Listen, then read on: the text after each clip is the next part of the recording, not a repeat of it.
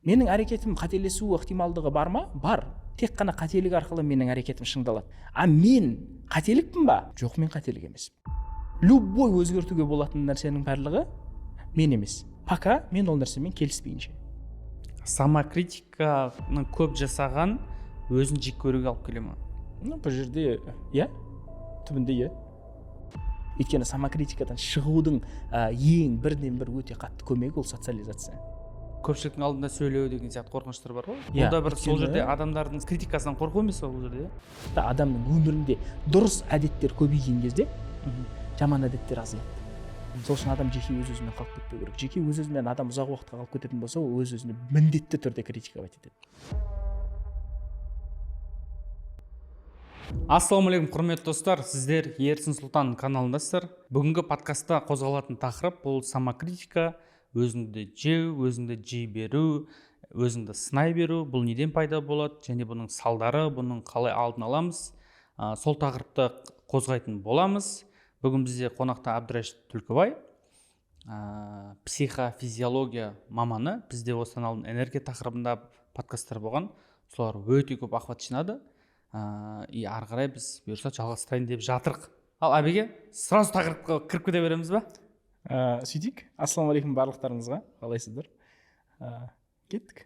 Кіруге тырысайық. Самокритика дегенге бірінші бір түсінік беріп кетсек, бұл не, бұл қайдан пайда болады, қай кезде зиян, қай кезде пайдалы деген секілді. Негізі, қараңыздар, адамның бойында табиғатындағы барлық қасиет ол бағытталғанына қарай адамға пайдасын тигізеді, болмаса зиян тигізеді. Самокритика да тура сондай.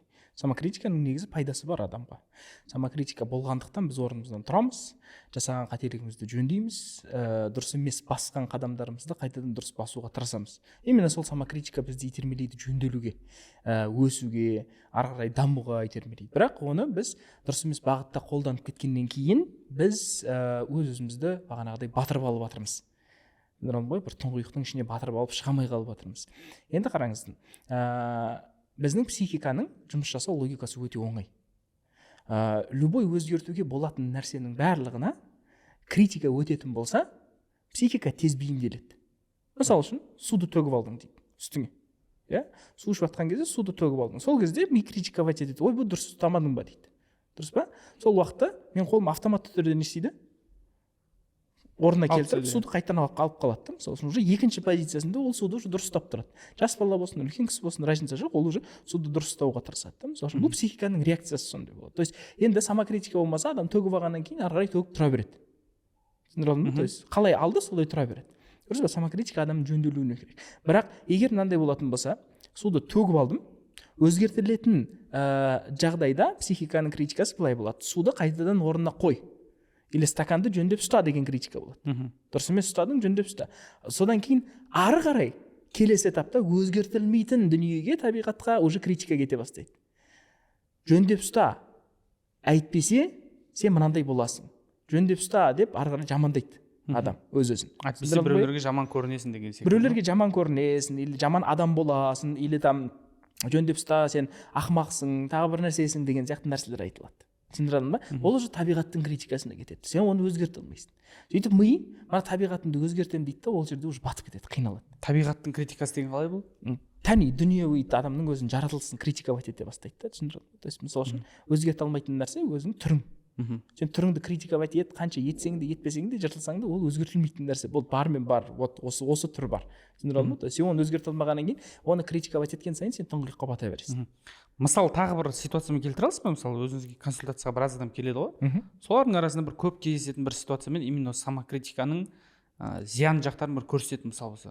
Адам өзінің табиғатын, өзгертілмейтін нәрселерді критиковать еткен кезде, сол жерде адамда міндетті түрде бағанағы зиян тие бастайды ол нәрсені. Ол үшін адамды екіге бөлу керек. Өзгерте алмайтын және өзгерте алатын екі бір жүйеге бөлу керек адамды. Өзгертілмейтін жүйе ол не? Сенің табиғатың, мысалы үшін түрің қандай, бойың қандай, ой өрісің қандай, туылған жерің қандай, әке шешең қандай деген нәрселердің барлығы ол сен өзгертілмейтін бір табиғатың сондай. Табиғат тәни деген нәрсе мен соны айтып жатырмын да. То есть мысалы үшін сенің өзің генетикаң сондай енді. Ешнәрсе істей алмайсың да мысалы үшін. Шыққан жерің сондай. Ол да табиғатқа жатады ғой мысалы үшін. Сен шыққан жерің осы. Сен өзіңді кедейлік үшін сөгетін болсаң мысалы үшін. өзің жаңағы қарапайым семьядан шықтың, и сол үшін сен өз өзіңді сөгетін болсаң, онда сен оны өзгерте алмайсың ғой. Немесе ата анасын деген секілді. Иә, немесе там өтіп өткен шақтағы ата ананың саған істеген нәрсесін сен сөгетін болсаң, сен оны өзгерте алмайсың. Психика не істейді сол кезде? Қандай іс-әрекет, ары қарай психика қандай іс-әрекетпен оны жалғастыру керек? Ол сені орныңнан тұрғанша критиковать етемін дейді да, батырып тастайды да, түсіндіре алдың ба? Критиковать ете береді, жаман ойларға алып кете береді, үшіп сен батып қаласың, бір уақыттың ішінде дым істей алмай жатып қаласың. А самокритиканың пайдалы жөні ол адамның өзгерте алатын нәрсеге бағытталған критика. Ол сенің мінезің, сенің сөзің, сенің эмоцияң, сенің жүріс тұрысың, сенің әрекетің. Осы нәрселерді критиковать ететін болса, адам өседі. Абдрашид, мына суды сен былай ал. Бұл жолда дұрыс емес алдың, ладно, ничего страшного, ол сен жаман деген сөз емес, елес жол дұрысырақ ал деп айтатын болсам, мен өзіме, мен психикам не істейді, автоматты түрде, болды, машалла, онда келесі жол басқаша алайық дейді. Түсіндіре алдың ба? Енді қараңыз, самокритика қашан зиянын тигізеді? Адам бір жұмысты бастайды. Ол жұмыста міндетті түрде қадалады. Өйткені енді бастады. Өйткені әлі нарықты танымайды. Әлі өзін бағанағыдай өзінің плюсовой качестволарын таппаған, қабілеттерін дамытпаған, әлі опыт жоқ, опыт аз, сағат аз сол жұмыста. Ол міндетті түрде қадалады бірінші этапта. Түсіндіре алдың ба? И вот қадалған кезде адам не деп айтады өзіне сол кезде? Сен қабілетсізсің деп айтады. Анау істеп жатқан кезде сен дым істей алмай жатсың деп өзін чморить етіп тастайды. Ондай халден оның психикасы шыға алмай қалады. Түсіндіре алдың ба? То есть ол әрекеттің дұрыс еместігін табиғаттың дұрыс еместігіне теңеп жіберді да. Яғни дұрыс емес, жаңа маркетинг болуы мүмкін, дұрыс емес сату болуы мүмкін, бірақ оны тұлғасына қабылдап жатыр. Тұлғасына қабылдап кетті. Мен жаманмын деп кетті. Вот мен жаманмын деген кезде болды, сен психикаң уже бата бастайды. Ары қарай қозғалатын бағанағыдай өзіне жөн таппайды. Әдетте осылай тұлғаға бұрып жіберетін адамдар көп па негізі? В основном сол ғой біздегі проблема. Өйткені ләуа деген қасиет, адам өз-өзін критиковать ету деген қасиет негізі адамды өсіретін қасиет болып жаратылған ғой негізі табиғатында. Ол бізге керек қасиет қой. Сен мысалы үшін оқыған кезде оқу процесің дұрыс емес болатын болса, әріптер дұрыс емес оқитын болса, сен сол күйі жалғастырып кете берсең, онда түбінде ол жақсылыққа апармайды ғой. Сен уже ешқандай кітапты оқи алмайсың деген сияқты. Мысалы үшін а әріпін всегда в қылып оқитын болсаң деген сияқты. И сол үшін бізге осы қасиет керек. Критика деген, самокритика деген қасиет керек. Неге кейбір адамдарда самокритика қатты дамып кеткен? Мысалы бір кісілер кейде өз-өзіне айтады, қояды ғой, орнынан тұрып үстін қағып кете береді, ал бір кісілер соның ішіне қатты кіріп кетіп, соның ішінде жүреді. Осы күнге дейін жинаған тәжірибесіне қарау керек. Қандай отбасыдан шықты, қандай тәрбие алып өсті, мұғалімдер қалай тәрбиеледі оны, орта қалай тәрбиеледі оны, мысалы үшін район деген сияқты, туысқандары қалай тәрбиеледі оны, соған қарау керек. Егер ол жердің барлығы тек қана адамның бетіне басу болатын болса, туылғаннан бастап 30 жасына шейін, 20 жасына шейін көріп келгеннің барлығы бетіне басу болатын болса, онда ол адамның уже бейімделіп қалған табиғаты болады. Ол любой ситуацияда ол өзінің сразу тұлғалық формасына өтіп кете береді. Өйткені сен осындайсың ғой деп жамандай салады өзін. Сеніп қалған олар. Сеніп қалған. Өйткені сеніп қалмағанда ол уже ұғым болып отырып кеткен, ол уже іштегі қабылданған сезім. Түсіндіре алдың ба? То есть сен осындай болғаннан кейін сенде еш нәрсе қолыңнан шықпайды, қолыңнан дым келмейді деген әңгімелер ғой. Сондай ұғымның ішінде өмір сүреді көп адам. Біз бұл жерде сол үшін біз адамды тікелей кінәламаймыз. Біз өзіміз жалпы 90-шы жылдан кейін туылғандардың барлығы осы нәрсені білеміз. Өйткені біздің мұғалімдеріміздің көбісі өте қатал болды. Қаталдықты біздің қабілетімізге бағанағыдай бағыттаған жоқ та, қаталдықты біздің табиғатымызға, өзіміздің тұлғалылығымызға бағыттады. То есть сен мына жасап жатқан ісің дұрыс емес деп айтқан жоқ бізге. Сен адам болмайсың, сен ертең түсе алмайсың, сен ертең бомж боласың, газель айдайсың деген нәрселерді көп айтатын еді. Мысалы үшін енді бізге қой бағасын дей беретін. Қой бағу деген керемет жұмыс қой негізі, ол да бір әжептәуір, бірақ онымен қорқытып тастаған да бізді. Туалет жуасымен, қой бағасымен қорқытып тастаған 90-шы жылдан кейін туылғандардың барлығы. То есть профессияны мысалы үшін меңгере алмайсың, адам болмайсың деп айтатын тұғын. Содан кейін біз ентіден өлердей қорқатын тұғымыз. Өйткені біз құлап қалсақ, ол действительно өліммен тең тұғын. Өйткені біздің уже психикамызға жазылып қалған. Егер мен қазір ентіден құлайтын болсам, бітті, мен уже әке-шешемді полностью подвожу, әулетімді полностью неудачникпін, бітті, тынды, осы жерде менен уже точно пайда шықпайды деген ойды бізге кім құяды? Сол мұғалімдер құяды.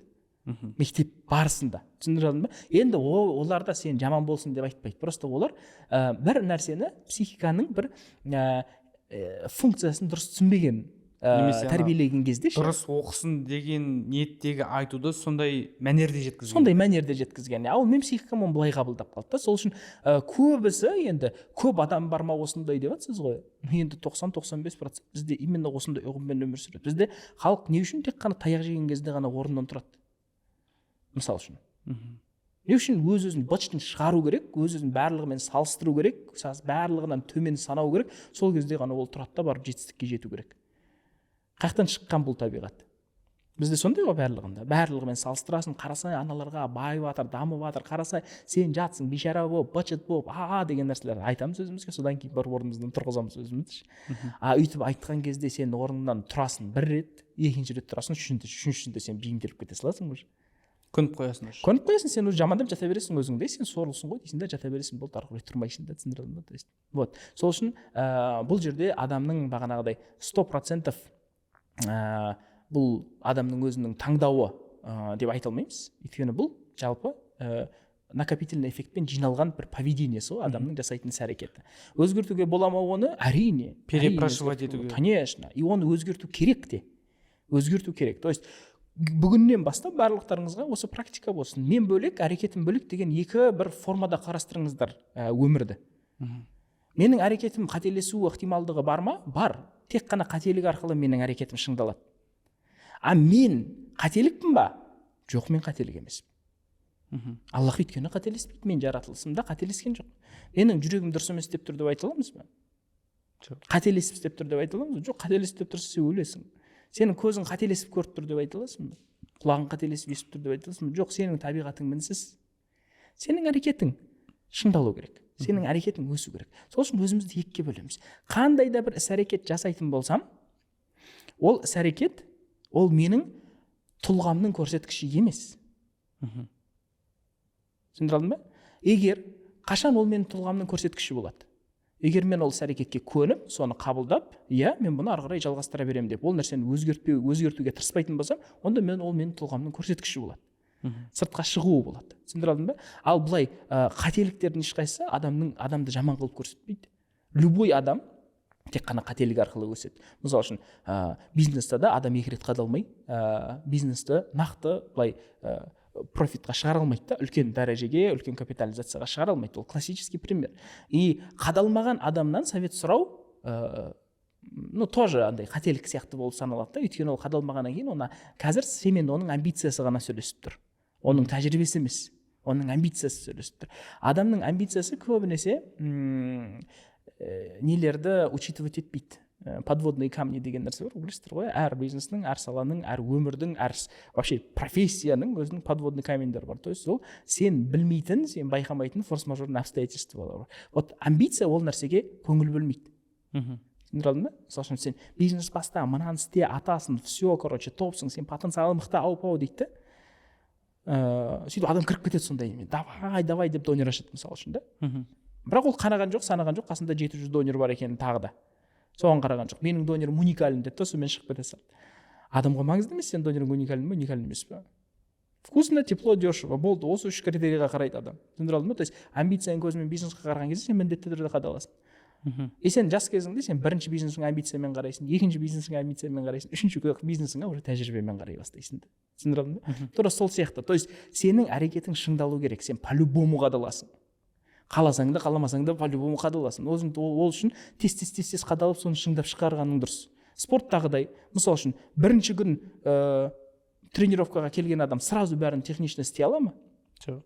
Істей алмайды. Бірінші күн обычно шаршап қалады сразу. Ал енді бірінші күннен кейін ол адам өзіне сразу вывод шығаратын болса. Значит, спорт менікі емес деген сияқты вывод шығаратын болса, ол жалпы қандай да бір спортта дами ала ма ертең? Дами алмайды, потому что бармайды ол спорттарға. Түсіндіре алдым ба? То есть ол бармайды, өйткені ол айтады, мен тұлға ретінде спортсмен емеспін деп қоя салады. Сен спортсменсің ба, спортсмен емессің ба, примерно 3 жылдан кейін айтуға болады. 3 жыл қатыс, 3 жыл қатысқаннан кейін бар, біз айта аламыз, мына спорт сенікі емес деп. Әбеке, енді мынаған айтып жіберсек, жаңағы самокритиканы көп жасап қойып, уже ол ішкі дауысқа бір өтіп кеткен кезде, енді көп қателік жасады, көп осындай сөздер естіді, ортасы осындай болды. Андай пошагово қалай жайден бастап осы екеуін бір ажырата алса, қандай техникалар бар деген секілді. Не істеу керек, қалай ойлану керек? Иә, ең бірінші бағанағыдай адам өзінің меніңкіден айыру керек. Мен жасаған іс әрекетімнің барлығы ол мен емес. Менің әрекетім. Ол менің әрекетім. Түсіндіре алдым ба? То есть любой өзгертуге болатын нәрсенің барлығы мен емес. Пока мен ол нәрсемен келіспейінше. Түсіндіре алдым ба? То есть мысал үшін былай түсіну керек ол нәрсе андай любой қылмыстың барлығын жасап қойып ол мен емес деген сөз емес ол. Бұл жерде былай түсіну керек. То есть қандай да бір іс әрекет жасаған кезде сен оны қателікпен жасадың, ол сен қателіксің деген сөз емес. Мен емес деген нәрсе сол. То есть ол сенің жасаған іс әрекетің дұрыс емес болып қалатын болса, сен дұрыс емес деген сөз емес. Түсіндіре алдым ба? То есть сенің жасаған іс әрекетің шыңдалу керек деген сөз. То есть ол қайтадан бір рет істеп көр деген сөз. Сол үшін адамға негізі қатты көмектесетін нәрсе бұл жерде бір нәрсені қайта істеп көру, шыңына шейін жеткізу. Бұл жерде өте оңай, ең оңай практика. Қандай да бір іс әрекет жасаған кезде ол іс әрекетті изначально не қойған кезде, мақсат қойған кезде, оны идеальный қылып шығару деген мақсат емес, оны жасау деген мақсат қою керек. Мысал үшін сторис түсірейік деген сияқты бір нені алайық, практиканы алайық. Сен бірінші сторис түсірген кезде сенде міндетті түрде ол сторис онша емес болып шығады. Саған ұнамайды ол, иә. И сенің мақсатың күшті сторис шығару емес. Сенің мақсатың жалпы сторис шығару. Просто жасау. Түсіндіре алдым ба? То есть міне, меніңкі деген нәрсе осы. Сен аласың да просто өзіңді сторис жасатқызасың, сторис шығарғызасың. Яғни мақсатты да жай оңайырақ қою керек. Иә, мақсатты просто жасауға қою керек. Негізі үстіп қатты бұл самокритикадан шығуға болады. Түсіндіре алдым ба? То есть қатты самокритикадан үстіп шығып кетуге болады. Просто әрекетті жасатқыза бер. Өйткені жасай берген сайын сен бейімделесің, уже үйренесің. Обратный связьға да үйренесің, барлық нәрсеге уже үйренесің да уже шыңдай бастайсың, жақсарта бастайсың ол жасаған іс әрекетіңді. Түсіндіре алдым ба? Көп адам не үшін ондай ұғымның ішінде қалып кетеді? Мен жаманмын деген ұғымның ішінде не үшін қалып кетеді? Өйткені бір рет жасап қателесіп болғаннан кейін екінші рет жасамай қояды. Иә. Сол екінші рет жасамай қойғаннан кейін ми келісіп қояды. Неге? Өйткені мен жаманмын деген идеямен келісіп қояды. Бұл сол үшін қалып кетеді ол сол идеяның ішінде. Ал егер тағы да бір рет жасап көретін болса, тағы да бір рет жасап көретін болса, шыңдалады ғой жасаған іс әрекетіңде улучшаться етіледі ғой жай уақыт өте келе. Сөйтіп ол жақсара берген сайын сен бір күнде нәтижеге жетесің, сол кезде айтасың, міне машалла, енді мынау мен келісемін деп айтасың да. Осы жерде мынандай момент шығады да, бұл адамның мінезіне байланған емес па, қайтадан жасау, немесе былай да, бір кәсіп жасады біреу, қадалды, қайтадан жасамай қояды. Ал бір кісі қадалды, бірақ қайтадан жасай береді да. Бұл жерде бір самокритика емес, бұл ішкі мінезге байланысты болып кетпей ма? Или қалай? Или кез келген адам қайтадан самокритиканы жүндеу арқылы, бұған деген бір өзінің көзқарасын өзгерту арқылы любой нәрсені қайтадан бастай ала ма? Иә, кез келген адам істей алады бұл нәрсені. Ешкімнен артық емес. Құранда Аллах бізге не дейді? Сендер білімді мен білімсіздер екеуі бір дәрежеде деп ойлайсыңдар ма дейді. Білімді адамдар мен білімсіз адамдар екеуі бір дәрежеде емес. Бір дәрежеде деген ол қалай түсіну керек бұл жерде? Егер ол адам 1000 рет жасап, профессиональный уже бокспен шұғылданып 5 жыл бокста жүрген адам и қазір міне боксқа келген адам екеуі бірдей бола ма? Бірдей боламайды ғой, никак, түсіндіре алдым ба? То есть мына білімі көбірек маған қарағанда. Сол үшін білімді адам мен білімсіз адам екеуі бір дәрежеде бола алмайды никак. Сол үшін бұл жақтағы совет, біліміңді арттыратын болсаң, сен ол адамның дәрежесіне шығасың. Бұл жерде мәселе сен білімді арттырудан тоқтап қалып жатсың ғой. Негізі любой адам жете ала ма дейсіз, любой адам жете алады, бірақ любой адам неге жете алады? Мәселе сода. То есть жетістік деген нәрсе тек қана ақша табу емес қой. Түрлі формалар бар ғой, любой адам жетістікке жете алады, бірақ өзінің көздеген жетістігіне жете алады. Өзі көздеген, қалаған, мақсат қылып қойған жетістігіне жете алады. Егер әрекет ететін болса, егер қайтадан орнынан тұратын болса. Сіз бағанағы айтып жатқан ішкі мінез деп жатсыз ғой. Ол мінез қаяқтан пайда болады адамда? Өзі кейбір тұлғалар бар. Тек қана агрессиямен оянатын, сондай өз-өзіне бетіне басқан сайын ол адам жынданған орнынан тұратындар бар. Келесі табиғаты андай адамдар бар. Бетіне басқан сайын езіліп қалатын адамдар бар. Түсіндіре алдым ба? То есть екеуіне екі түрлі подходпен кіретін болсаң, екеуінде негізі шығаруға болады. Жетістікке жеткізуге болады екеуінде. И әр адам өзіне керек подходты өзі жақсы біледі. Яғни мамандармен жұмыс жасау керек. мамандармен жұмыс жасау керек. Егер өз өзіңді түсініп жатсаң, өз өзіңмен де жұмыс жасау керек. Ең бастысы тоқтамау керек, білім алудан тоқтамау керек. То есть бұл жақта білімді арттыру. То есть қателесу деген нәрсе ол білімді арттыру. Жаңа тәжірибе алу ол білімді арттыру. Кітап оқу ол білімді арттыру. Жаңа саланы көру ол білімді арттыру. Екінші рет жасап көру ол білімді арттыру. Түбінде бәрі білімді арттыруға келеді. Мына жерде жаңағы осыны алдын айтып өткен әңгімеңізге сұрақ қойғым келіп тұр. Бұл айттыңыз ғой, самокритика іштегіні жайлап жеңуге болады. Ал сырттан болған самокритикаға қалай біз төтеп бере аламыз? Ол мысалы ата-анадан келуі мүмкін, ол күйеуінен келуі мүмкін, ол әйелінен келуі мүмкін, немесе ортасынан келуі мүмкін. Бір нәрсе басында, ей, сен қоя сал, сен қолыңнан келмейді деген сияқты, немесе бір нәрсе істеді, ол болмады. И осындай бір жақын ортаңнан келген критикаға бұл енді ішіңнен реттеп келе жатқан кезде аналар келіп баспасы үстіне. Ондай бар, ондай көп болады. Осындай кезде не істеу керек? Не істеу керек? Тыңдамау керек. Ары қарай істеп көру керек ол нәрсені. Просто шынымен келетін болсаң, тыңдамау керек та ары қарай істеп көру керек. Мысалы үшін мен всегда айтамын, әрдайым айтатын нәрсе. Тыңдауға болатын адам бар, тыңдауға болмайтын адам бар деп айтамын. Мысалы үшін сен туалетің жарылып жатса, ол жерде маманы тыңдаудың қажеті жоқ. Ол жерде сантехникті тыңдау керек. Түсіндіре ба? Мысалы үшін сен бизнесіңде кассовый разрыв болып жатса, барып имамға сұрақ қоюдың қажеті жоқ. Имам ол сұраққа жауап бере алмайды. Ол сұраққа финансист жауап береді деген сияқты. Түсіндіре алдым? То есть тыңдайтын адамдар тыңдау керек. Бұл жерде де адамның бағанағыдай логически правильное восприятие деген нәрсе бар да. То есть әлемді адекватно қабылдау. И әлемді адекватно қабылдайтын адам ол өзі түсінеді. Мынау адамның қазір не үшін сөйлеп жатқанын, қалай айтып жатқанын да түсіну керек та ол адам. То есть кейбір адам жаны ашып айтып жатыр саған, действительно. Бірақ ол өзінің көзқарасымен айтып жатыр да. Ақиқатпен сөйлеп жатқан жоқ ол. Өзінің көзқарасымен. Ал оның көзқарасында қателік болу ықтималдығы бар ма? Әрине бар, өйткені ол саланың маманы емес. Түсіндіре алдым ба? То же самое, мысалы үшін сен бір жерің ауырып жатса, дәрігерге барасың ғой. Отпускілер тәуіпке барады мысалы үшін. Бір жерің ауырып жатса да, мысалы үшін ондайлар да бар да. Енді біздің кезімізде ондай көп болды. Қазір азайған шығар енді. Бірақ ондай көп болды. Не үшін сен тәуіпке барасың мысалы үшін? Сен бір жерің ауырып жатса, сен қуасың ба мысалы үшін? Қызық та, өзі сұрақтың өзі андай сұрақ тудыратындай әрекет та бұл ше. Самокритика болып жатса, кімге жүгіну керек? Самокритика деген сөздің астында жатқан нәрсе, сен өз өзіңді критиковать етіп жатсың деген сөз. Сен өз өзіңді критиковать етіп жатсаң, кімге жүгіну керек деген сұрақ болып жатыр ма? Иә. Или сырттан біреу критиковать етіп жатса, кімге жүгіну? Өзі справляться етпей жатыр бұл нәрсемен. Қандай маманға жүгіну керек? Айттыңыз ғой жаңа, каждый нәрсеге өзінің бір маманына барып жүгіну керек. Енді дұрыс қой, қай саладан критиковать етіп жатыр ол өз-өзін. Соған байланысты ғой. Бизнестен критиковать етіп жатыр ма өз-өзін, барып бизнесменмен сөйлесіп көру керек. Олардың опытына қарау керек. Олардың тәжірибесіне қарап шығу керек. Олар нарықта қанша уақыт болып, қандай қиыншылықтан өткенін көру керек. Түсіндіре алдым ба? Көзі жету керек. Ол адамның бұл қателіктің норма екеніне көзі жету керек. Жалпы не то что норма, қателік жеңістің жартысы екеніне көзі жету керек. То есть қателік мүмкін емес. Ол міндетті түрде болады.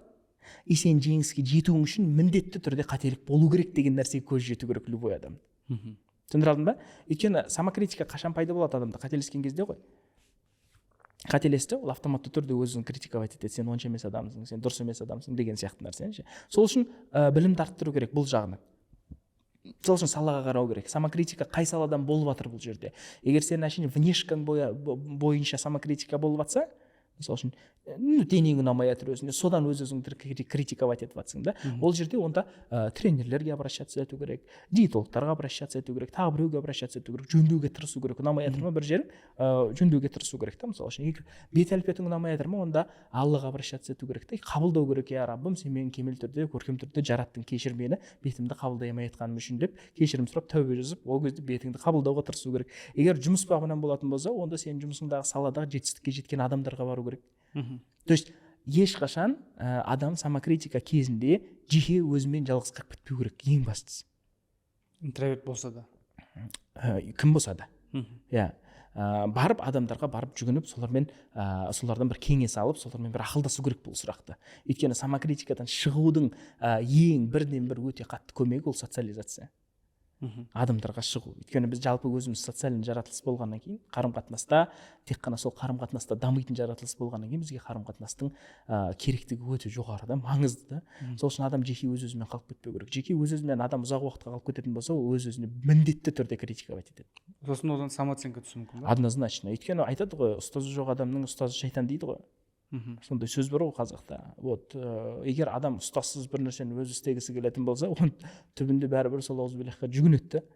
Соның ал енді былай рухани тілмен айтатын болсақ, адамды критиковать ететін сол ғой, еткізетін де. То есть сондай ойларды подкидывать ететін сол ғой бізге. Вот сол үшін де бұл жердегі шешім шығу бұл халден ол ақылдасу адамдармен. Сол саланың мамандарымен. Мысалы үшін критиканың объективный түрі бар, необъективный түрі бар. Мысалы необъективный критика, мысалы үшін мен сізге айтатын болсам, ереке сіздің түріңіз онша емес деп айтатын болсам, это необъективная критика. Түсіндіре алдым ба? Өйткені ол табиғатқа тиіп жатқан критика, ол адамды біріншіден ол неадекватный критика болып саналады, ол оскорбление болып саналады, уже критика емес ол. Екіншіден ол критиканың жөндеу ықтималдығы жоқ. Көмектесе алмайсың сен, оны типа ну и чё деген сұрақта бияқта, то есть дальше енді не істейміз ары қарай деген сұраққа жауап бере алмайды да, менің де миым сіздің де миыңыз жауап бере алмайды да. Ал енді адекватная критика бар. Сіз бір нәрсені дұрыс емес істемей жатсаңыз, мен сізге келіп айтамын, ереке, мына жерде сіздің жасап жатқан іс-әрекетіңіз кажется дұрыс емес. Давайте енді осы жерде келесі қадам бар. Мен сізге көмектесейін, или менде мынандай ой бар, или менде мынандай шешім бар, осы нәрсені жөндеуге. То есть критиковать еткен адам предлагать ету керек. Критиковать еткен адамда решение болу керек міндетті түрде. Сол нәрсе адекватный критика болып саналады. А жегізіп тастау это неадекватная критика. Сені біреу жегізіп тастап жатса, оның артында шешім бермей жатса, оны тыңдамай қойған дұрыс. Тыңдамай қойсаң да, тұрып кетіп қалсаң да проблема жоқ. Өйткені оның критикасының шешімі жоқ. Түсіндіре алдым ба? Ол әшейін ішіндегі агрессияны саған құсып ұстағысы келіп жатыр. Дәл қазіргі состояниясын. Сол үшін ол адам тыңдамай қою керек. Настоящий критиканың ішінде агрессия болса да, адам жынданып айтып жатса да, оның ішінде шешім болады.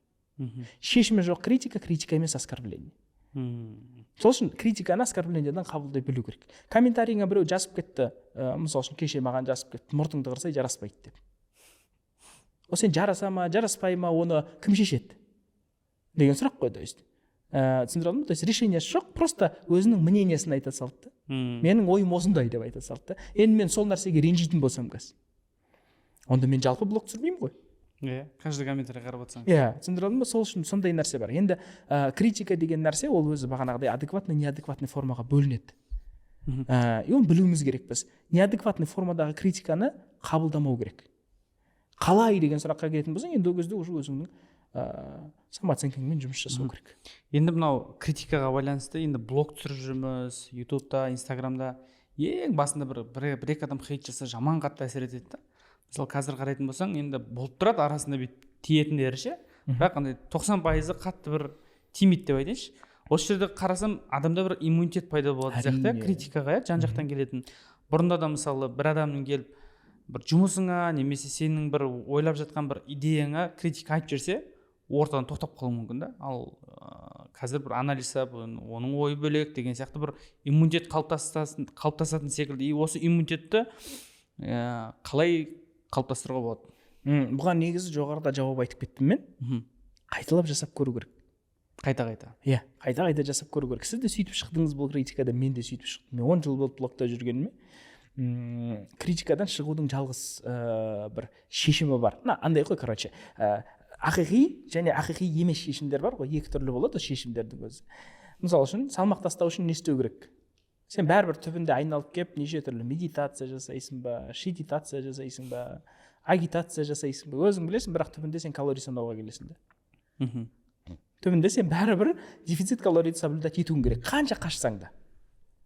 Дұрыс па? Ана бір аппараттарға барсаң да, дәрі ішсең де.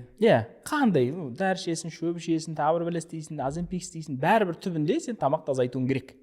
Қанша спортпен айналсаң да, сен бәрібір түбінде тамақ тазайтуың керек, салмақ тастау үшін. Тура сол сияқты критикаға бейімделу үшін, үйрену үшін сен түбінде бәрібір 1000 рет түсіріп көру керексің.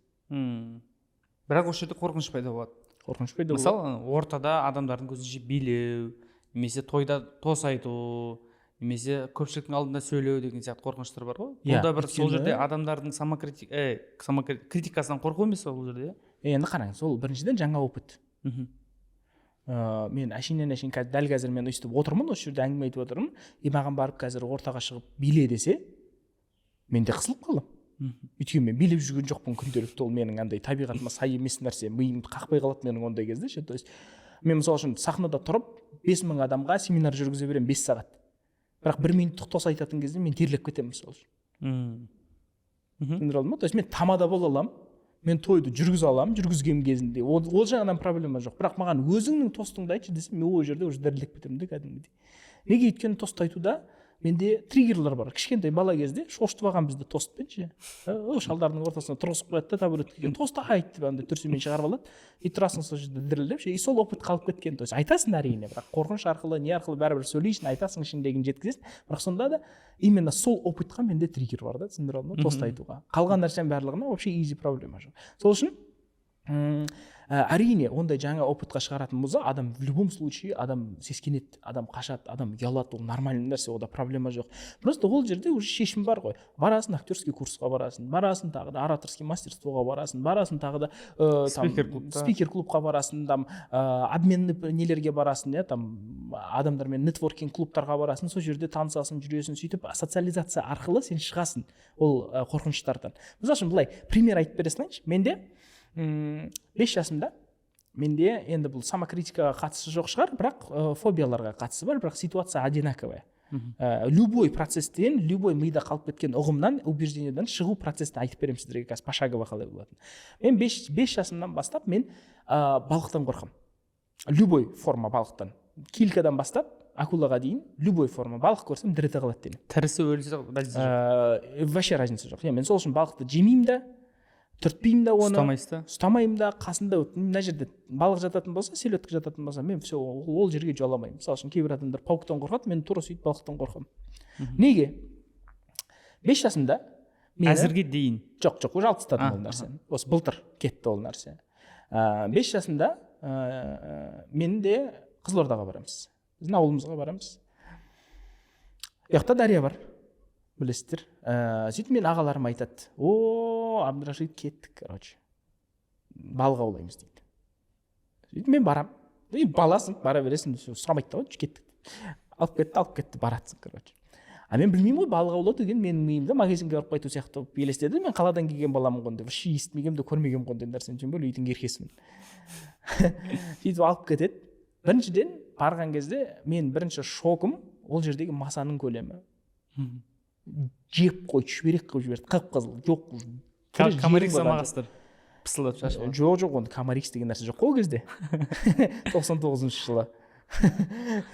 Камарикс ол кезде айран ғой. Соны алып бағасын. И вот кеттік, сонымен, короче, маса жеп қойды. Екіншіден, балық деген машалла ұзақ болатын процесс екен. 15 минут емес, ол прям күн жатады екесін жерде, күтіп отырады еще. Мен 5 жасармын, скучно өліп баратырмын, мына жақта қызық емес маған нәрсе, балық деген нәрсе, триггер, нерв мотиватор сол жерде. Сөйтіп мен барамын да палатка құрып қойғам, палатканың ішіне барып ұйықтаймын. Ұйықтап қаламын, короче, жатып қаламын.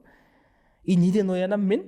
Ана кісілер, короче, аулаған балықтың барлығын әкеп сол палаткаға сала берген ғой, шелек-шелегімен. Олар тірі ғой әлі. Сөйтіп мен бетімде балық секіріп жүргеннен оянамын да мен. Сол кезден бастап балыққа деген триггер қалып кетеді ғой. Оянып кетсеңіз балықтар алдыңыз ба? Алдым емес, бетімде секіріп жатыр ғой балық. Өзімен бірдей балықтар секіріп жатыр бетімде. Сөйтіп шок, короче, все, мен уже. Онда живой көрмегенсіз ғой оған дейін, иә? Балық көрмеген болған дейін. Бетіңде бір бәле секіріп жатырасың да тұрып қалсаң, біттің ғой, тындың ғой 5 жасында сол жерде. Енді даже айқайлай қалғам ғой, тұтығып ше сол жерде. И вот содан қорқыныш қалып кеткен менде балықтан. Ол өсе келе, ол қорқыныш бар әлі. Мен сосын плаванияға барамын, мамалар плаванияға жібереді, тұяқта жүремін, 2 жыл қатысам. Бассейнде беймарал шомыла беремін, бірақ открытый водоемға түспейсің ғой, жоламайсың. Анау видеолар бар ғой TikTokта, акулалардың жанында жүзіп жүретін же. Өлім ғой, примерно. Анау акулалар көп, немесе китовый акуланың үстіне секіретіндер бар ғой. Соларды көрген кезде страхтан кететін же. Андай визуально көрген кезде проблема жоқ, живую. Кішкентай балық ұстап алып әкеп берсем, мен сол жерде орнынан былай ұшып кетемін. едім сондай. И сөйтіп, короче, мен уже түсіндім, что так нельзя, мен мына балықтан қорқу енді сумасшествие енді. Дейін дұрыс адамның қорқынышы емес, мынау кімге айтсаң да, мына сорлы жынды болып қалған ба деп ойлайды да. Мысалы үшін пауктан қорқ, мақұл, жыланнан қорқ. Екеуінен де қорықпаймын айтпақшы да, жыланнан, пауктан да беймарал ұстап жүре беремін оларды ше. Балықтан қорқамын бірақ. Иттен, мышықтан, ондай нәрседен қорқыныш, тышқан деген нәрседен. И сөйтіп мен 1 жыл Дубайда тұрамын. Осы жақында. То есть мен уже прям осознанно күресемін деп шештім осы қорқынышымды. Балықпен. Иә, балықтан қорқынышты. Потому что уже невозможно, потому что сен қанша әлем аралайсың, шомылатын жерге барасың, шомылмайсың, бассейннің қасында жүресің, жағалап моренің жанында шешіне түспей. Енді невыгодная позиция да мен үшін ше ол. Мен үшін өзім андай жаңа нәрсені пробовать еткенді жақсы көремін. Сөйтіп, короче, ладно, Дубайда тұрдым. Оның алдында бірінші рет Дубайға бардым, одан кейін Дубайда тұра бастаған кезде мен не істедім? Мен күніге судың ішіне безопасный расстоянияға түсіп тұрам. Қорқыныш пайда болады, сол қорқыныш кеткенше тұрам. И сөйтіп қайтып кетемін. Тұрам, қайтып кетемін. Тұрам, қайтып кетемін. Мен мына жерге шейін тұрамын да, шейін отырамын сол жерде, короче. Батпайтын жерге шейін отырып аласың да, короче. Отырасың, тұрасың, қайтып кетесің. Сосын уже бойлайтын жерге шейін барасың, жайлап тұрасың. Жайлап көтересің. Сөйтіп жайлап уже барасың да, анау аквариумдар бар ғой, балықтар жүзіп жүретін. Соған аяғыңды тығасың, жайлап қолыңды тығып көресің. Сосын анау аяғың тазалайтын аквариумдар бар ғой. Иә. Сондайлар бар. Сөйтіп жайлап балықтарды көре бастайсың. Одан кейін жайлап снорклинг басталады. Одан кейін жайлап сөйтіп, то есть өте постепенно балықпен мен сіңісе бастадым. Уже жайлап оларға жақындай бастадым өзімше. И менің миым 10 опыттан кейін түсіне бастады. Бұл безопасын деген нәрсені. Настолько безопасын деген нәрсені түсіне бастады. Былтыр Африкада дельфиндермен жүздім да, мысалы үшін. Ол қалай болады? Тасбақан жанында да, по-моему. Иә, тасбақа дельфиндардың қасында, көк океанның ішінде еще ондай. Ненің ішінде емес, океанның ішінде қақ ортасында тастай салды бізді сияқты. Мынандай болады. Мен сол кезде түсіндім, все, страх кеткенін сол кезде түсіндім. Өйткені мен анаяқта катермен кетіп баратасың ғой. И дельфиндар олар тез жүзіп жүреді. И сен ана катердің ішінде отырған бағана водитель айтады, короче, прыгай, давай деп түсіріп жібереді тез. Сен андай деп кетіп қаласың, короче, түсінбей не болып жатқанын ше. И катер кетіп қалғаннан кейін, соответственно, 4-5 адам бірдей секірмейді ғой. Сен мына жақта кетесің, анау кетіп баратады, екінші адам секірген кезде ол уже вообще басқа жерде. Араларың 10 метр сондай. Иә, и алыс адамдар. Катер жоқ, адам жоқ, жалғыз өзің тұрсың, астында мына жерде дельфин кетіп баратыр ғой. Мен кәдімгідей денем қатып қалған ғой былай. Не жүзе алмаймын, не қимылдай алмаймын ана жерде. Дене кәдімгідей. Баллончиктарыңыз бар? Иә, страх, страшно денеде. Жоқ, не жоқ. Жилет жоқ, мен жақсы жүземін ғой. Жилет жоқ. Бірақ қандай, не бар да, снорклинговый не бар да.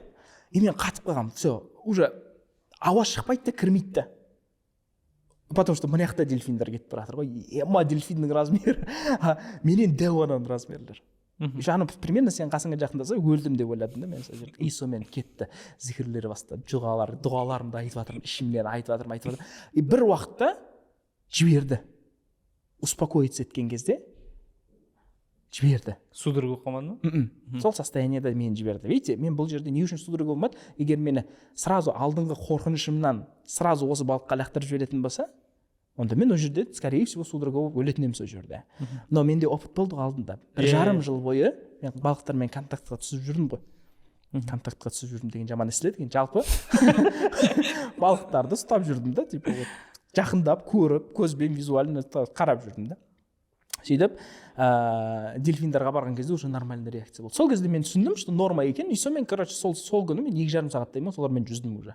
Судың ішінде, астында, үстінде, короче, жан-жақта. Уже ана балықтан қорқатындай состояние жоқ. Одан кейін Қазақстанға келгеннен кейін тағы да көрдім, и уже норма, балықтарға отношением нормальный екен уже, типа. Все, страх сөйтіп кетті. Бірақ оған 3 жыл кетті да.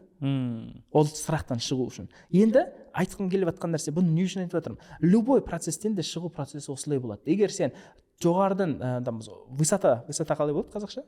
Биіктіктен қорқатын адамды барып парашюттан лақтырып жіберсең, оның қорқынышы кетпейді одан. Ол одан сайын жынды болып қалады, одан сайын жек көріп қалады да, мынандай тепшектен қорқып отырады. Жайлап үйрету керек.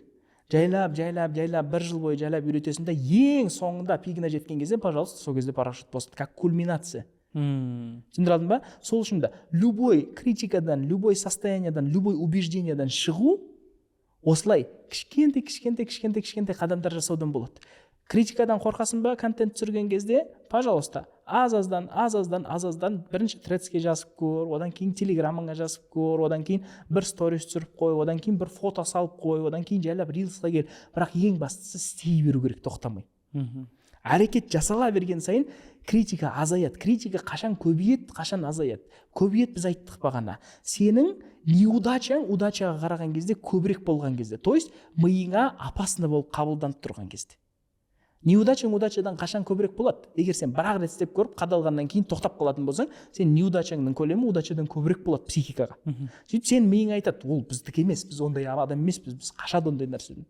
Ал егер сен 100 рет істеп көретін болсаң, 100 ретте сенде удачаның көлемі өсе бастайды ғой. Жайлап. Сен уже лучше істей бастайсың ғой с каждым разом. Дұрыс па? Соответственно, ми айтады, бұл қауіпсіз екен дейді. Бұл нәрсе қауіпсіз екен дейді и нормально қабылдай бастайды. Критикант та қабылдай бастайды уже, и бағанағы қорқыныштан да сөйтіп арыла бастайды. Түсіндір алдың ба? То есть пошагово ең бастысы білімді арттыру керек. Сол салада. Қорқатын салаңда білімді арттыру керек. Мен именно осы принцип постепенности деген заңдылықпен өзімдегі бар фобиялармен мен солай күресемін. Резко былай отырып, проработка жасап шығарып тастау мүмкін бе ондай нәрсе? Мүмкін шығар. Мен бірақ ондай агрессивный методтарға бармаймын. Асықпайдыз ғой. Иә, типа смысл асығып. Тағы қандай қорқыныш немесе осындай бір самокритикаларды жеңе алдыңыз? Қысқа мысалмен. Салмақ мысал үшін. Мен өмір бақи проблемам үлкен салмақ. И өмір бақи мен өзімді критиковать ететін процесімнің барлығы салмақтан болған. 140 болдым дедіңіз. 138 килограмм болғам. Өз салмағымның себебінен мен критика алғанмын да мектепте. И өзімді критиковать ететін себебім сол тұғын. То есть әлсіздікті де салмаққа байлап, бір бәлентті салмаққа байлап, түрді де маған біреу қарамай қалса да, маған қарап қалса да бәрін салмаққа байлап. То есть маған адам қарап шынымен, ой, какой ты классный деп айтатын болсам, сол үшін мен уже автоматически оны классный андай формада, издевательство формасында қабылдайтын еттім. Мен миым бұлар из жалости маған айтып жатыр деген сияқты. До такой степени өзімді жеп тастағанмын да менше сол артық салмақпен. И оның плюстары болды. Соның арқасында мен врач болдым, сол салмақтың арқасында мен диетологтың дипломын алдым, сертификатын алдым, точнее врачтың дипломын, диетологтың сертификатын алдым. Сөйтіп мен уже өзім күресе бастадым. Бірақ мен салмақпен күресуіммен бір 10-15 жылдай кетті. 15 жылдан кейін мен уже қабылдадым. Психофизиологияға келгеннен кейін психофизиологияны уже бағанағыдай оқып, қаншама адамдармен жұмыс жасағаннан кейін мен қабылдадым салмағымды. То есть мен түсіндім, менің салмағым ол менің тұлғалығымның проблемасы емес. Ол менің әрекетсіздігімнің проблемасы. Екенін түсіндім. Сөйтіп келдім да, енді қазір әрекет етіп жатырмын да. Мысалы үшін қазір мен күнделікті тамағымды азайтуға тырысамын деген сияқты. Артық жеп қоямын ба, ничего страшного. Одан мен тұлғам жаман болып кетпейді. Әрекетім жаманда, пожалуйста, проблема жоқ. Ертең, значит, әрекетті өзгерте салуға болады. Әрекет любой момент өзгерте салуға болады. Тұлғамды өзгерте алмаймын ғой. Вот көрдің бе, Абдрашид, сен өзің сондай нашар адамсың, сол үшін сен тамақты артық жеп қойдың дейтін болсам, болды, ол жерде тамақ артық жеу кетпейді менен ешқашан.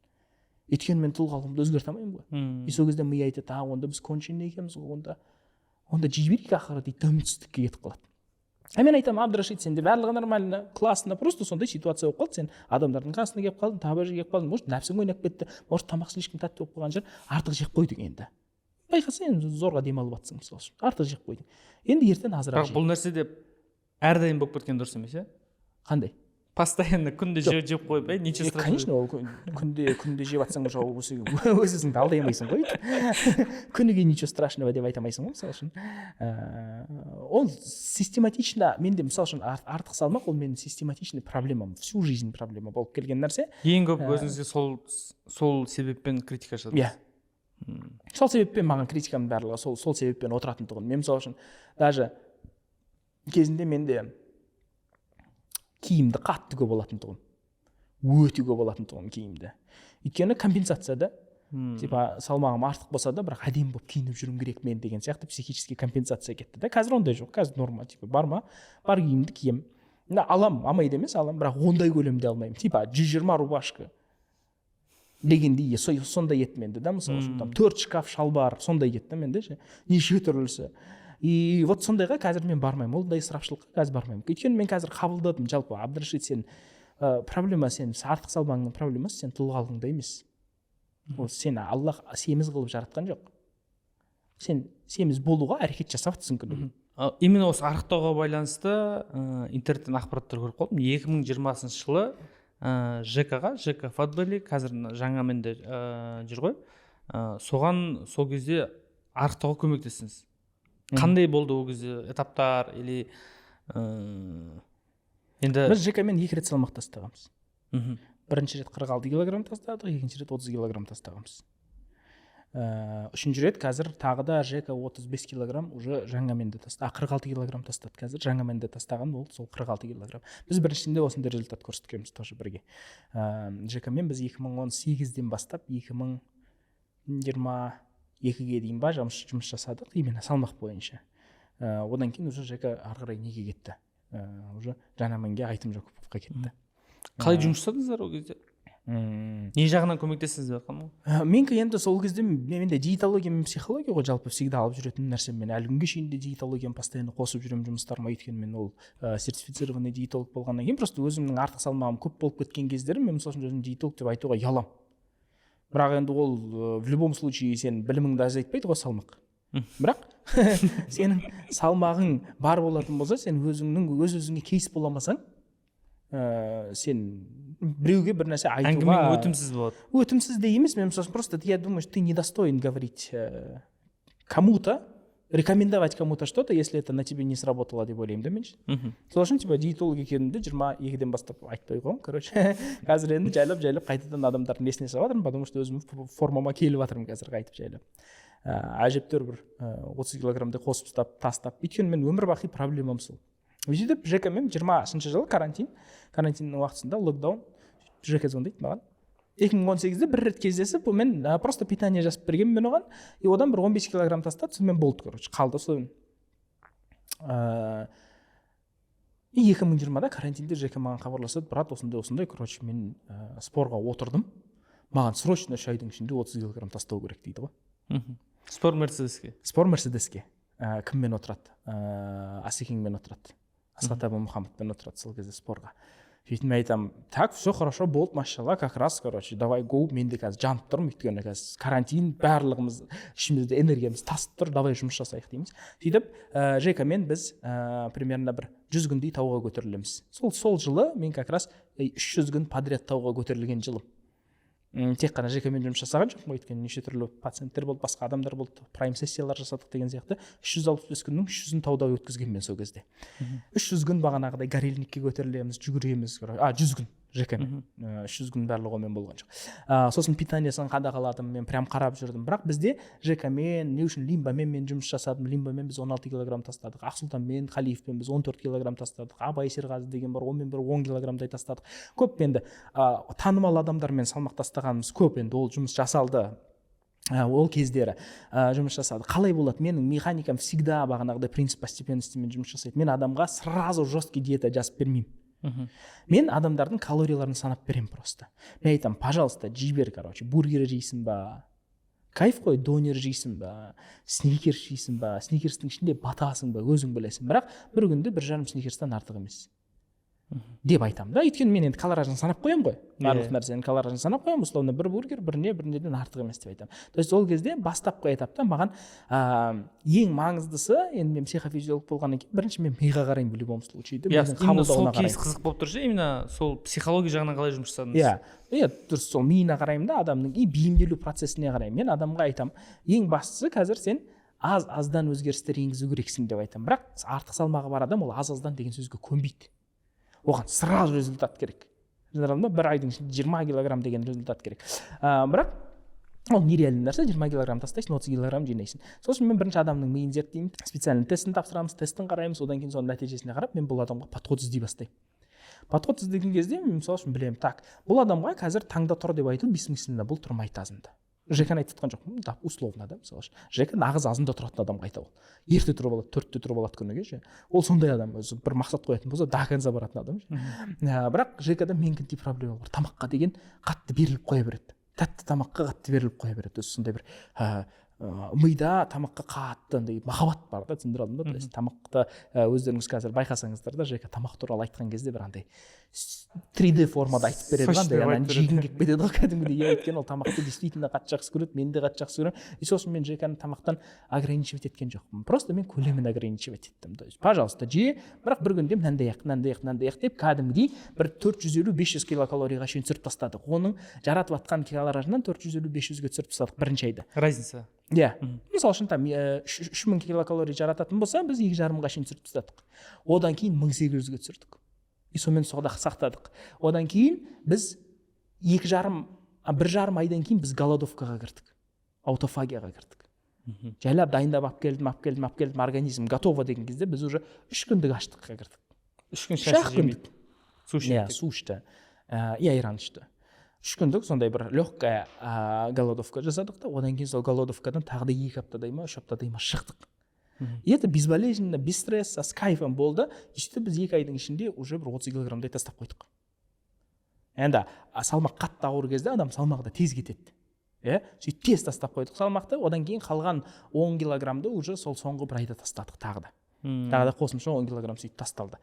И бұл жерде айтқым келген нәрсе, біз Жекамен жұмыс жасаған кезде Жеканың психикасына бейімделді ол нәрсе ше. То есть сен тамақты жей бер, действительно тамақ тәтті қылып же, керемет қылып же, отырып кайфпен же, бірақ көлемін азайта сал. Жеңіл естіледі ғой миға. И ол көнді да 4 ай вообще без проблем тамақтан срыв берген жоқ. Түсіндіре алдым ба? Енді әрине одан кейін срыв кетті, одан кейін тағы бір нәрсе болды. Ол нәрсені ұстап тұру керек та, до конца ұстап тұру керек сол нәрсені. Мен өзім де тура сол істеймін. Мен тамақтың түр-түрін жеймін, тәттісін жеймін, бірақ аз жеуге тырысамын.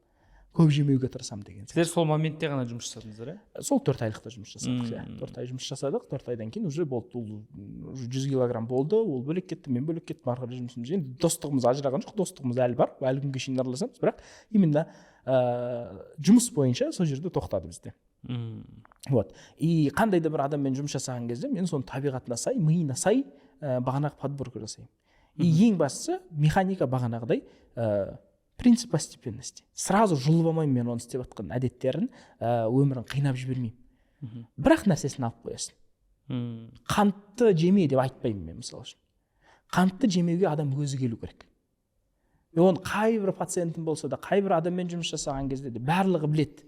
Менің механикамды. Мен ешқашан мына нәрсені істеме деп айтпаймын. Мен қосымша бір нәрсе істе деп айтамын одан да. Істеп жүрген нәрсеңді істей бер, просто қосымша күніге 10 000 шақ жаяу жүр деп айтамын. Адам жайлап өзі түсінбесе, ол біреу айтса да істемей ма? Жоқ, адамның миына нәрсіне результат керек. Түсіндіре алдым ба? То есть ол білу керек, сенің оған айтып жатқан нәрсеңнің қауіпсіз екенін түсіну керек, пайдалы екенін түсіну керек, ләззатты екенін түсіну керек. Сен оның алып жатқан күнделікті ләззатын барлығын жұлып алып, ләззатсыз нәрсе беретін болсаң, сен ол ләззатсыз нәрсені аласың да жек көргізіп аласың. Түсіндіре алдым ба? Қазір мысалы үшін там арықтағысы келіп жатқан адамға қолындағы бургерін жұлып алып, орнына там овощиді ұстатып қоятын болсаң, ол овощиді жек көріп кетеді ертең. Бір айдан кейін, 2 айдан кейін ол овощиға жоламай қалады, вообще жек көріп отырады ол нәрсені ше. Ол кезде вот уже 2 есе артығымен жейді. А мен үйтпеймін.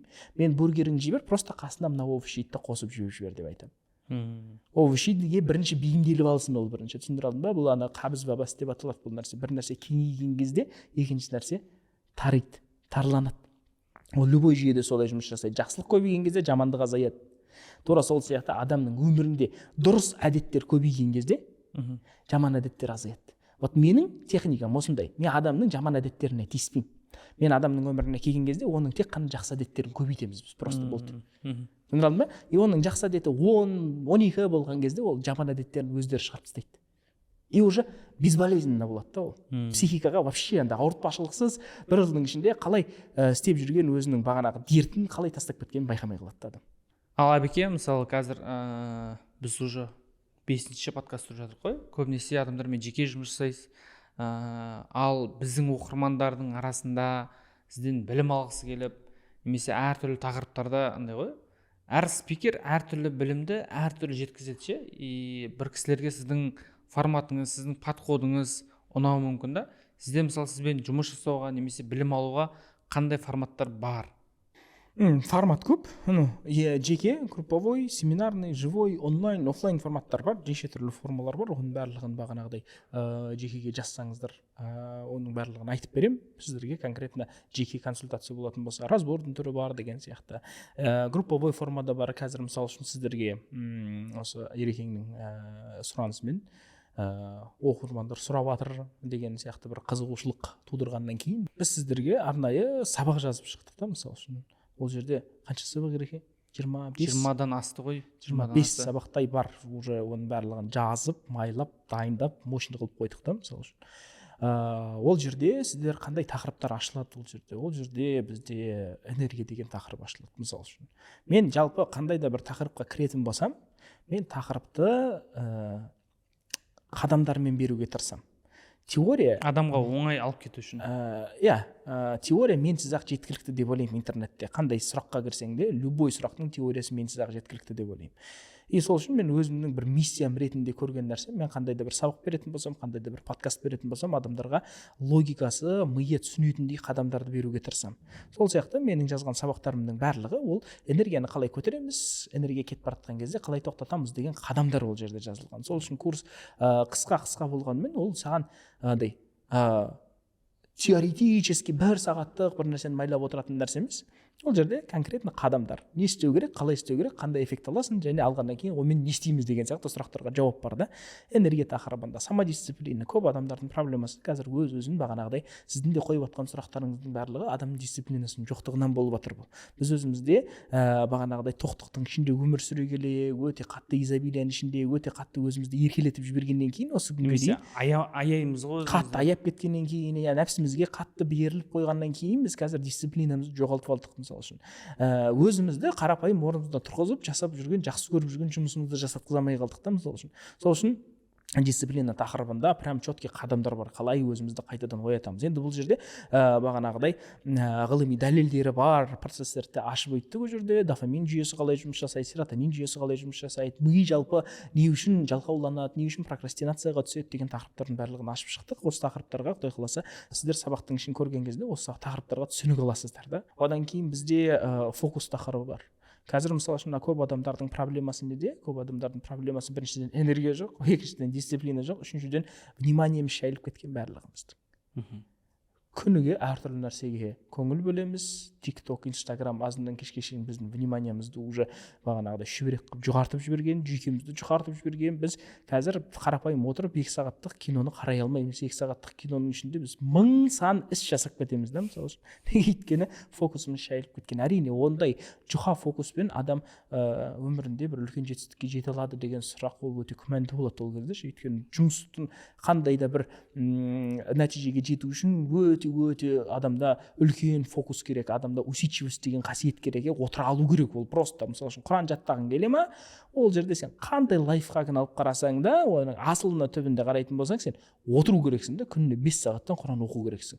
Түбінде бәрібір соған алып келеді да ол нәрсе. Сол сияқты қандай да бір іс жасайтын болсаң, саған бәрібір фокус керек, усидчивость керек. Осы фокустың да тақырыбын ашып өттік. Ең соңында біз окружение мен убеждение деген тақырыптарды аштық. Окружение деген адамдармен қарым-қатынас тақырыбы, убеждение деген ол бағанағы іштегі ұғымдар. Қандай ұғымдар бар, ол ұғымдар не үшін бар, олардан қалай арыламыз, және қандай өзіміздің ойымызға жаңа ұғымдарды жазамыз деген тақырыптар. В общем, енді қолдан келгенше бір кәдімгі кітап сияқты өте үлкен сабақтар жазып шықтық. Бір 30-ға таяп қалған, жақындап қалған сабақтардың көлемінде жазып шықтық. Егер бұл бағанағы сабақтарды бір қарап шықсаңыздар, өздеріңіз бағанағыдай 1 жылдың ішінде күрт өзгеруге, бағанағы 180 градусқа өзгеруге мүмкіндік бар. Енді сіздерден тек қана бұны көру, алу, істеу. Яқты енді істей алмаймын деген сөз айта алмайсыздар бұл курстан кейін, өйткені қадамдары до такой степени понятный и простой болады. Психофизиологиялық ракурспен. Егер сен істей алмаймын деп айта алмайсың, сен просто істегің келген жоқ, керек емес, ұнамайды маған дамыған, ұнамайды маған спортивный болған деп қана айта аласың бұл сабақтарды көріп болғаннан кейін. Өйткені істей алмау ол мен түсінбедім білмеймін деген сөзге сай келеді. Табиғатта түсінбедім білмеймін деген сөзге сай келтіре алмайсың. Өйткені қадамдардың барлығы өте түсінікті деп ойлаймын енді. Құдай қаласа сондай бір формада жазып шықтық. Осы групповой формада осындай бір сабақтарымыз бар. Групповой формада тағы живой семинарлар жүргізем, живой стратегический сессиялар жүргізем, компаниялардың ішіндегі басшылықпен бағана жұмысшылардың бір-бірімен қарым-қатынасы туралы семинарлар жүргізем. Енді біз былай сырттай естіп жатамыз, біздің оқырмандар білмеуі мүмкін, жеке жұмыс жасайтын мысалы танымал мықты кәсіпкерлер бар, мықты әншілер бар. Солардың ішінде кімдермен жұмыс жасадыңыз? Біздің оқырмандарда андай танымал адамдардың арттарында психология жағынан, жаңағыдай медицина жағынан кімдер тұрғанын білу керек деп ойлаймын. Енді біраз адаммен жұмыс жасадық, осы күнге дейін бізде медиа саласында біраз адаммен жұмыс жасадық. Айнұр Тұрсынбаева ханыммен жұмыс жасадық, Жұлдызай ханыммен жұмыс жасадық, ол 140 компаниясымен. Одан кейін өзіміздің бағана ЖК-мен жұмыс жасадық. Рахим Абрамов российский эстрададан алатын болсақ, ол жерде российский эстрададан алатын болсақ, Big Baby Tape бар, яқтан Лимба бар. Ұзақ уақыт 1,5 жылдай 2 жылдай Лимбамен жұмыс жасадық. Полина Паулинкейкпен жұмыс жасадық. Енді еске түскендерден сондай алдында бір бұны даже сторис қылып та салдық. Примерно бір 30-40 адамдай танымал адамдармен жұмыс жасаған екенбіз. Аллахтың қалауымен сондай болыпты. Иә, біздің оқырмандар үшін мен реально Абекеңе біраз уақыт жаздым, подкасттар түсірген соң реально адамдарға андай спортты қалай жеңіл бастау керек екенін түсіндірдіңіз, энергияның қарапайым қалай көтерілу керек екенін сол просмотрларда мысалы жақсы атып жатыр да. Соған байланысты біздің оқырмандар үшін де біз Абекеңнен бір базовый бүкіл адамға керек қандай сабақ жазып бере аласыз, соны біз оқырмандарға ұсынайық, берейік, білім алсын, потому что миға оңай болатындай, ми оңай алып кететіндей тақырыпты түсіндіре алатын маманнан сабақ алған бұл бір басқаша да, потому что подкаст түсірген кезде де білім жағынан мен қараған кезде әр спикердің өзінің бір ерекшелігі бар, білім беру бір методикасы бар, сол бір қатты өтті өзіме. Бізде бұл YouTube оқырмандарға беріп жатқан Абекеңнің сабақтарының ішінде бұл жерде 5 модуль бар. Бұл біріншісі убеждение қалай анықтаймыз, убеждение деген не, құндылық деген не, убеждение қалай қайтадан қалыптастыруға болады. Екінші тақырып бұл энергия тақырыбы. Үшіншісі бұл өзіміздің самодисциплина, дисциплинаны қайтадан қалай қалпына келтіреміз. Төртіншісі бұл фокус. Фокус дұрыс етесіз. Қазір TikTok'та, Instagram'a кіріп кетіп, адам 4-5 күндік, бір күннің 4-5 сағат уақытын сондай бір социальный сеттерге кіріп кетіп, өзі байқамай жатады, енекті жұмысы қалып жатады. Және 5-ші тақырып бұл ортаны қалай қалыптастырамыз деген сияқты тақырыптарда 25-30 шақты сабақ уже Абдрашит мырза түсірді. Бұл сабақтың құны бар жоғы 30 000 теңге, яғни 30 тақырып болса, каждый тақырып 1000 теңгеден деп алсақ та, енді 30 000 теңге реально қайда кетпей жатыр. Доступ 6 айға сабақ қазақ тілінде түсірілген. Егер бұл сабаққа доступ алып білім алам деген шешім қабылдап жатсаңыз, мына төменде комментарий және описание бөлімінде сілтеме бар, соған заявка қалдырыңыз, аты жөніңізді, номеріңізді қалдырсаңыз, біздің менеджерлар WhatsApp-тан сізге шығып, толық ақпарат беріп, сабаққа доступ ашып беретін болады. Ал Абекеңнің жеке бір сабақтарына немесе қала-қалада мастер-класстар жасайды, әртүрлі тағы тақырыптарда сабақтары бар. Егер оған қызығып жатсаңыздар, Абекеңнің Instagram белгілеп қоямыз описаниеға, соған жазып Абекеңнің личкасына жазсаңыздар болады. Ал достар, келесі подкастта Абдрашит мырзамен қалай психологически взрослый боламыз және жертва состояниеден қалай шығып, өзіміз ересек позицияға өтіп, жауапкершілік өзімізге қалай аламыз деген тақырыпты қозғайтын боламыз. Сіздермен болған Абдрашит Түлкібай және Ерсін Сұлтан. Қош, сау болыңыздар. Каналға тіркелуді және лайк басуды ұнап жатса, бұл контентіміз комментарий жазуды ұмытпаңыздар.